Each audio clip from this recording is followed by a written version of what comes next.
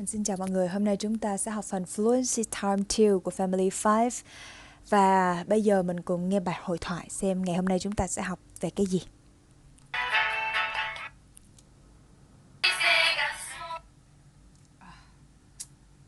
The world knew about this wonderful.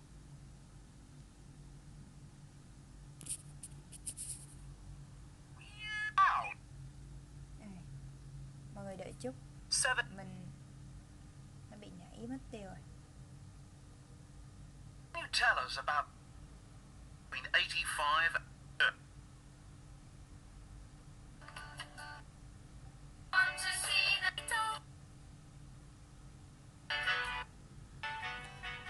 Rồi. 5.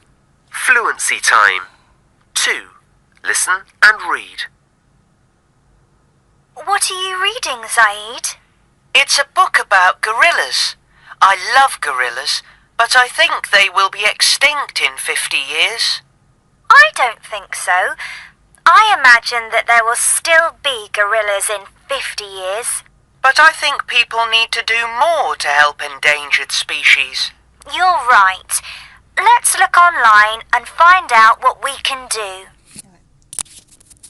Phần dịch này thì không có vấn đề gì hết. Nó khá là dễ mọi người ha. Vậy thì mình sẽ đi vào giải thích những cái điểm ngữ pháp. We use the phrases. Chúng ta sử dụng những cái cụm từ này to give our opinions, để đưa ra quan điểm của chúng ta, or and to agree or disagree, để đồng ý hoặc là không đồng ý with another people's opinion, với những cái ý kiến của người khác. Ví dụ như là expressing your opinion là thể hiện cái quan điểm của mình. I think, tôi nghĩ, hoặc là I don't think, hoặc là tôi không nghĩ cái gì đó. Tiếp theo agree là đồng ý, thì mình nói là I agree chẳng hạn. Hoặc là that's true, đúng rồi, you are right, bạn đúng rồi. Disagree là không đồng ý, thì là I'm sorry but I don't agree. Mình nói một cách hết sức lịch sự, trước khi mình không đồng ý thì mình sẽ nói là I'm sorry. Hoặc là I see your point, tôi hiểu cái quan điểm của bạn, tôi thấy được cái quan điểm của bạn. Cái point ở đây là cái quan điểm. But, nhưng mà, rồi trình bày quan điểm của mình. I don't think so, tôi không nghĩ như vậy, và trình bày quan điểm của mình. Rồi, thì khi mà mình nói tiếng Anh lên đến một cái trình độ nào đó thì mình sẽ phải thể hiện cái quan điểm của mình, cũng như đồng ý hay không đồng ý với người khác, thì để cho cái cuộc thảo luận nó được chuyên sâu hơn và nó được nhiều thông tin, nhiều kiến thức hơn, thì mình cần sử dụng những cái này để cho cái việc giao tiếp của mình nó được trơn tru và nó rất là lịch sự mọi người ha. Bây giờ mình sẽ cùng nghe và hoàn thành bảng sau. Mọi người nhìn sơ qua là có Dan và Megan, xem là bạn nào đồng ý hay không đồng ý với 4 cái quan điểm trong phần bài này. Dolphins are clever and sharks are scary. Snakes are horrible. Wolves are beautiful. Wolf, cái cuối cùng là con sói mọi người ha. Ở dạng số nhiều cho nên chữ F sẽ chuyển thành chữ VES. Rồi, mình cùng nghe nào.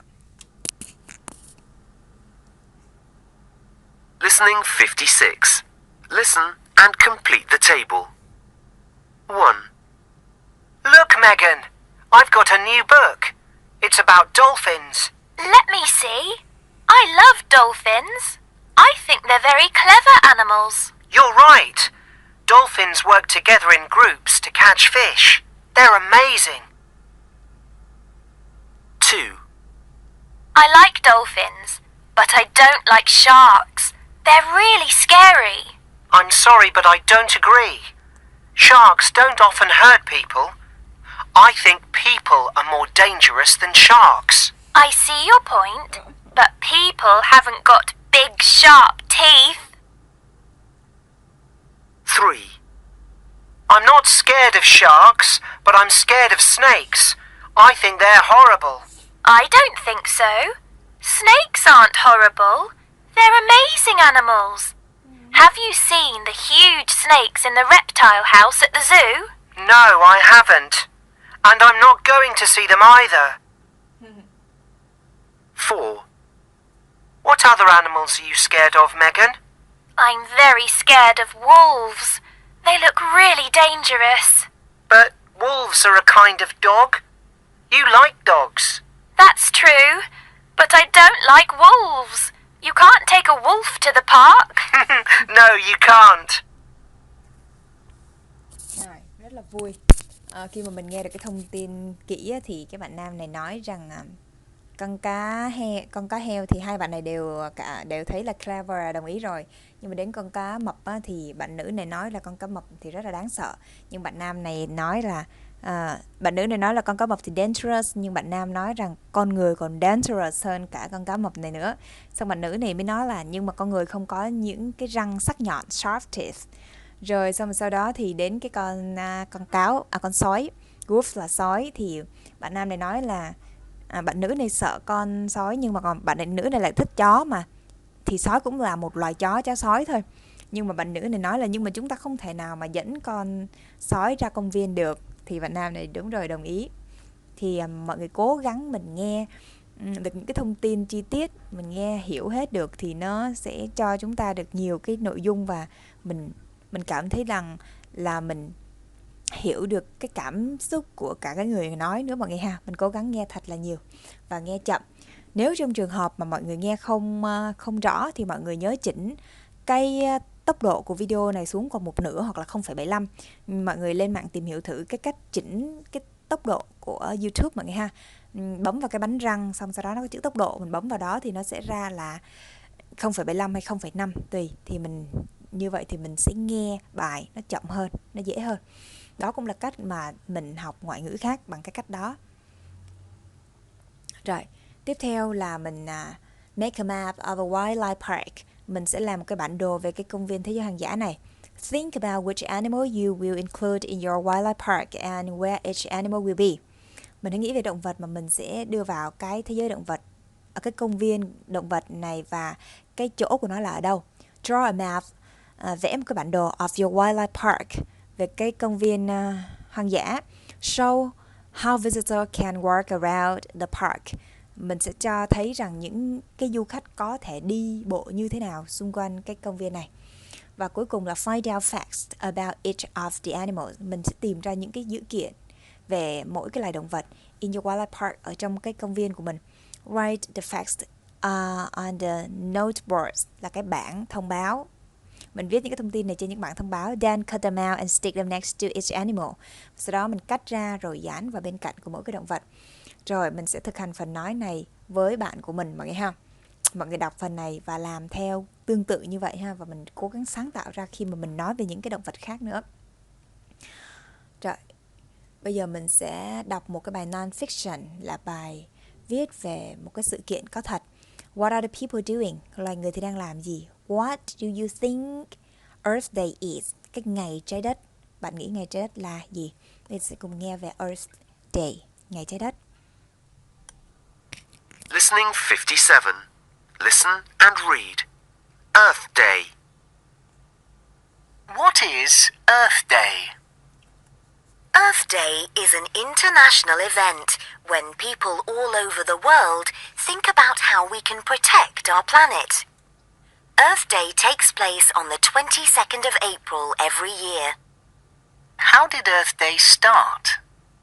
In 1970, US politician Gaylord Nelson decided that there should be a special day for people to think about how we can work together to take better care of our planet. The first Earth Day took place on the 22nd of April, 1970, in the United States. 20 million people and thousands of local schools and communities took part.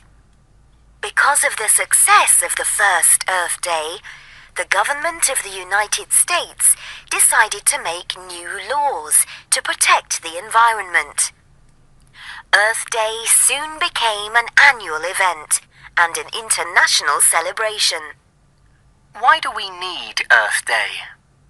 Earth Day is important because we all share the same planet. Sometimes we forget that we are responsible for our planet and that we should protect it for ourselves and for other people. Earth Day is a day for everyone to think about the problems our planet faces, such as climate change, endangered species, deforestation, and pollution. It's a time for us to think about how we can stop these problems and make our world a cleaner, safer place for all the people and animals on Earth. What do people do on Earth Day? People celebrate Earth Day in many different ways. Some people hold rallies or demonstrations. They make signs with messages about protecting nature, and they march in the streets. Sometimes they wear costumes to express their message in a funny way. For example, people in a rally for the protection of endangered species might dress up as endangered animals. Some people plant trees on Earth Day. This is a great activity to do with your family, your friends, or your school. You can buy some young trees and plant them in a park. Trees improve our environment by removing dust, pollutants, and carbon dioxide from the air. Trees also produce oxygen and provide a home for birds, insects, and small animals.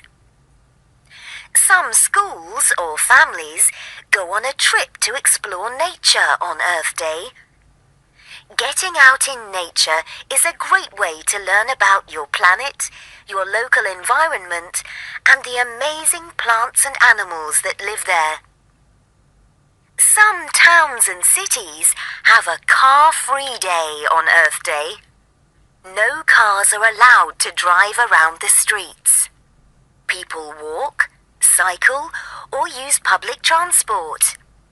This is a great way to help the planet, because cars produce a lot of dangerous gases and destroy the ozone layer, which protects our planet from the sun's ultraviolet light.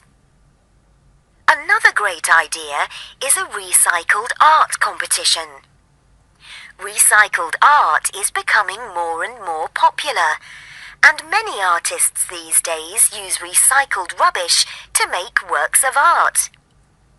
Some artists use things they find to make interesting sculptures. Others use pieces of plastic, paper, glass, or metal to create beautiful pictures.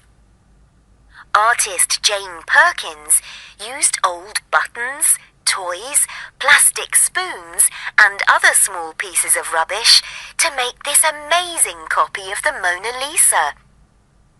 Why not see what you can make with your rubbish on Earth Day? How can we make every day Earth Day? Earth Day is very important, but we should celebrate and take care of our planet every day.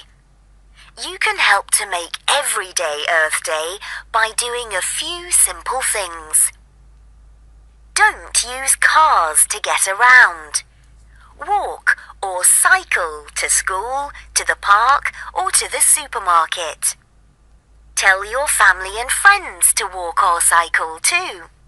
It's good for our planet, and it's good for your health. Don't drop litter. Pick up litter when you see it on the street, on the beach, or in the park. Litter pollutes our planet and puts animals and birds in danger. Recycle your rubbish. Send your rubbish to be recycled or reuse it yourself. Think about ways to use plastic bags, cardboard boxes, glass jars, and old newspapers again. Be creative. The Earth is your planet. Take care of it. Take care là chăm sóc. Trái đất là hành tinh của bạn và hãy chăm sóc cho nó. Bài này rất là dài nhưng mà có quan điểm chung nói về Earth Day là ngày trái đất, là một cái ngày mà chúng ta sẽ bảo vệ cái hành tinh này bằng những cái hoạt động thiết thực như là trồng cây nè, rồi không đi xe hơi nè, rồi tùy vào mỗi người ha, rồi không xả rác nè. Đó, có nhiều cái hoạt động hoặc là dọn dẹp rác ở bãi biển hoặc là những cái nơi công cộng. Đó.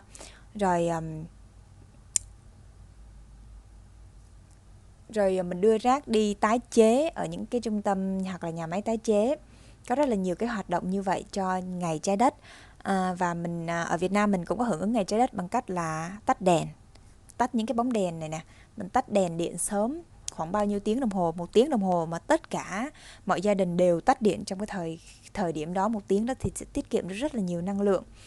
Vậy thì nội dung bài đọc là như vậy và mọi người sẽ cố gắng dịch ha, và nếu như có vấn đề gì thì mọi người cứ comment để mình cùng thảo luận ở phần bình luận và cùng trả lời câu hỏi ở phần trên. Sau đó mình sẽ tìm hiểu một bài về fiction. Fiction là dạng bài đọc về tiểu thuyết hoặc là chuyện cổ tích đấy. Rồi. Bây giờ mình sẽ cùng nghe Where are the animals về elephants tried, là con của con voi.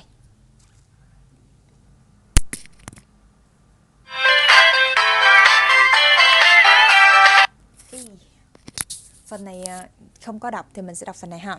The elephants tried. A long time ago, elephants did not have trunks.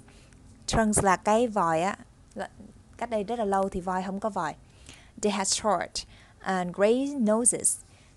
There was a young elephant. The elephant tried. Who was very curious. Rất là tò mò, curious. He was always asking questions. He lived in Africa. And every time he met a new animal, he asked that animal a question. He asked the ostrich why her neck was so long.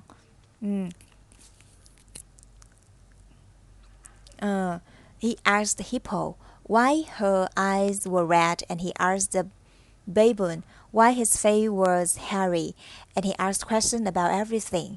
And he made all his friends and family very angry. Làm cho mọi người đều tức giận. He didn't like answering questions all the time, nhưng anh ấy không thích trả lời. Tức là vì họ không thích trả lời câu hỏi, lúc nào cũng trả lời câu hỏi. One morning, the elephant tried asked a new question. What does the crocodile have for dinner?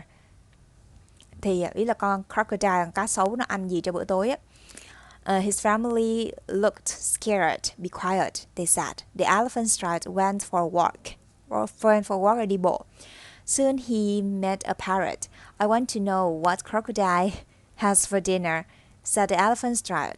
The parrot looked at him. Go to the river and find out, it said. Con vẹt mới trả lời là nếu như muốn biết thì hãy ra bờ sông và hỏi thì biết, tìm hiểu á. The elephant tried walked and walked. At last he came to the river. The elephant tried did not know what a crocodile looked like. Con voi nó không biết con cá sấu trông như thế nào. The first thing he saw was a snake. Cái đầu tiên mà nó thấy là một con rắn. The snake was sleeping on a rock, but it opened eyes and looked at the elephant tried. Excuse me, said the elephant tried. Is there a crocodile near here? What a silly question. Con này hỏi là có con cá sấu nọ ở gần đây không? Thì xong con rắn mới nói là thật là một câu hỏi ngớ ngẩn. Excuse me, said the elephant tried. But you can't tell me what the crocodile has for dinner. The snake shook his head slowly. Shook là lắc đầu chậm chậm. That is very dangerous question. Đó là một câu hỏi rất là nguy hiểm đó. It said, go home to your family. Về nhà với gia đình bạn đi. So the elephant tried said goodbye to the snake, but he did not go home. He walked along the banks of river. Cái banks này là bờ mọi ha, bờ sông. Nó đi dọc theo bờ sông until saw what he thought was a large piece of wood lying in the mud. Đây, nó đi dọc theo cái bờ sông cho đến khi nó thấy một cái mà nó nghĩ rằng đó là một cái large piece, là một cái mẩu lớn of wood là gỗ, là một cái miếng gỗ lớn. Lying là đang nằm in the mud là trong cái đống bùn. But it was not a piece of wood. It was the crocodile. The crocodile opened one eye and winked at the elephant's tribe. Rồi, excuse me, says the elephant tried. Is there a crocodile near here? Vẫn hỏi câu đó. The crocodile opened its other eyes. Đầu tiên á, con cá sấu này nó chỉ mở một mắt thôi, nó nhìn, xong sau đó nghe câu hỏi này, nó mở hai mắt nó nhìn luôn. I am crocodile, it said. The elephant tried sat down in the mud next to the crocodile. Nó ngồi lên cái đống chỗ bùn đó mà cạnh con cá sấu. I'm so pleased to meet you. Tôi rất là vui khi được gặp bạn. I want to know what you have for dinner. Tôi muốn biết rằng là bạn ăn gì cho bữa tối. Come here. Thì con cá sấu này nói come here, tới đây. And I will whisper the answer. Và tôi sẽ whisper là dạng thì thầm, thỏ thẻ đó. thì thầm cái câu trả lời cho bạn, tôi sẽ nói nhỏ cái câu trả lời cho bạn. The elephant tried to move closer to the crocodile. Move closer là di chuyển gần đến. And put his head next to the crocodile's mouth. Và nó đưa cái đầu nó bên cạnh cái miệng của con cá sấu. But the crocodile caught the elephant's nose in his mouth. Nhưng mà con cá sấu này caught là chụp lấy cái mũi của con voi trong cái miệng của nó. I think I will have elephant rice for dinner today. Tôi nghĩ là tôi sẽ ăn cái con voi con trong cái bữa tối ngày hôm nay đó. The elephant tried was angry. Nó tức giận. You are hurting me. Bạn đang làm đau tôi đó. He tried to pull his nose from the crocodile's mouth. Anh ấy cố gắng để kéo cái mũi anh ấy ra từ cái miệng của con cá sấu. But the crocodile held on tight. Held on là quá khứ của hold on là giữ. Tight là chặt, là giữ chặt. The crocodile pulled and the elephant tried pulled là hai con đều kéo. And the elephant's nose grew longer and longer. Sau đó cái mũi của con voi nó ngày càng dài ra. Longer and longer. Đây là một cái dạng cấu trúc về so sánh đồng tiến mọi người ha. So sánh lũy tiến. Longer and longer. Ngày càng. The snake heard the fight. Con rắn này nghe thấy cái cuộc chiến tranh, cái cuộc chiến đó, cái vụ đánh nhau đó. And came down from its log. Và từ cái tảng đá nó đi, nó bò xuống. It wrapped its tail around the elephant's tail legs. Wrap là nó cuộn cái đuôi của nó xung quanh cái chân của con voi.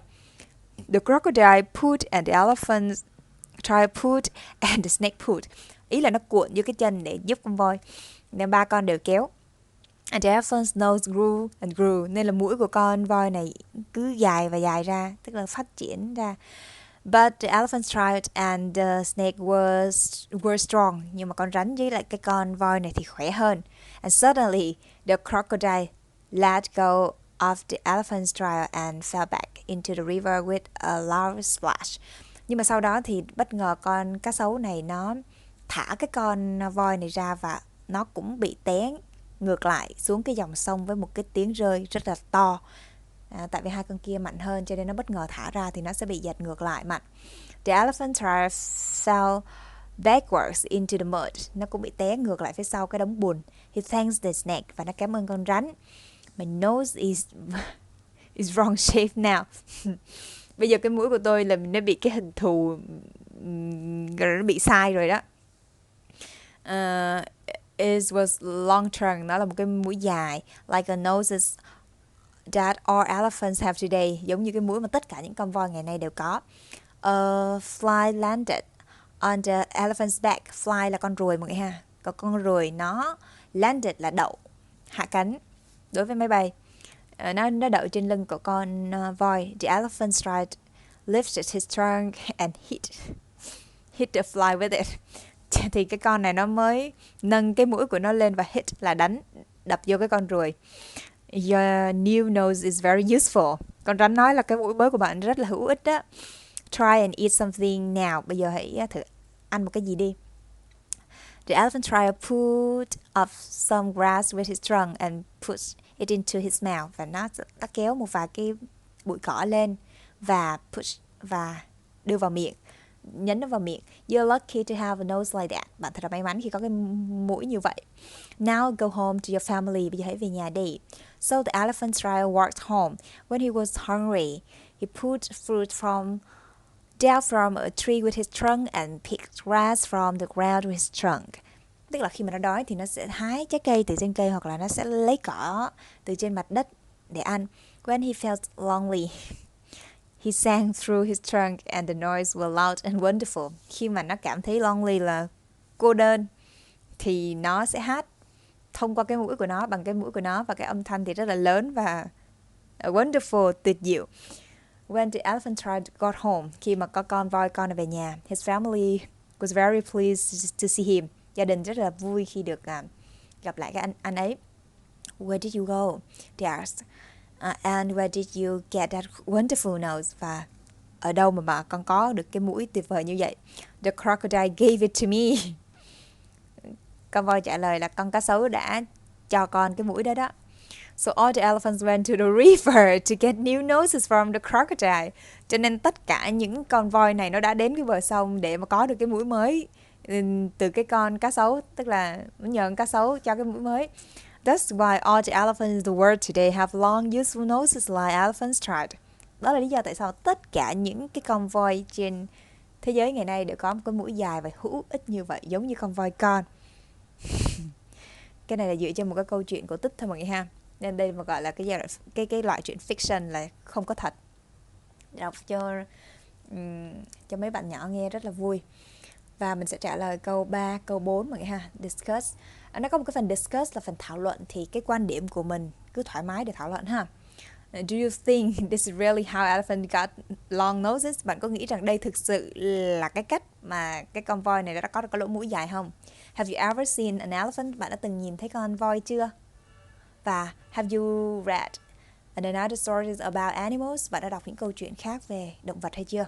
Rồi, thảo luận có nghĩa là mình cứ nói thoải mái mọi người ha, nói thật nhiều. Và trước khi mà để mình nói được, mình nên tập viết. Tức là với một cái câu như vậy thì mình muốn trình bày như thế nào thì mình cố gắng mình viết ra trước. Khi mình viết ra thì mình chỉnh sửa được nội dung câu cú của mình cho ổn định. Xong sau đó mình có thể tập nói dựa trên cái bài đó. Dần dần khi mọi thứ đã tốt lên hơn thì mình sẽ nói trực tiếp luôn. Thì đó là một cái cách mình luyện tập rất là tốt. Rồi. Bây giờ phần bài ngày hôm nay của chúng ta đến đây là kết thúc.